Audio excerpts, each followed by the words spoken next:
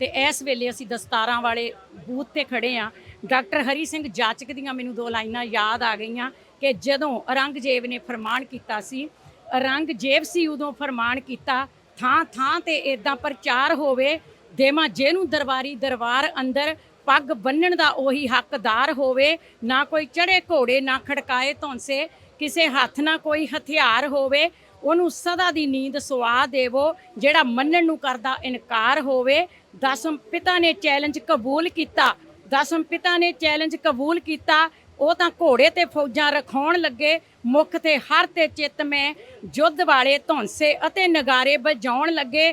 ਕਲਗੀਧਰ ਦੇ ਹੁਕਮ ਨੂੰ ਮੰਨ ਕੇ ਤੇ ਸਿੰਘ ਦੋਹਰੇ ਦਸਤਾਰੇ ਸਜਾਉਣ ਲੱਗੇ। ਲੋਕੀ ਰੰਗ ਦੀਆਂ ਹੋਲੀਆਂ ਖੇਡਦੇ ਨੇ, ਉਹ ਤਾਂ ਖੂਨ ਦੇ ਹੋਲੇ ਖਿਡਾਉਣ ਲੱਗੇ। ਲੋਕੀ ਰੰਗ ਦੀਆਂ ਹੋਲੀਆਂ ਖੇਡਦੇ ਨੇ, ਉਹ ਤੇ ਖੂਨ ਦੇ ਹੋਲੇ ਖਿਡਾਉਣ ਲੱਗੇ। ਬੋਲੇ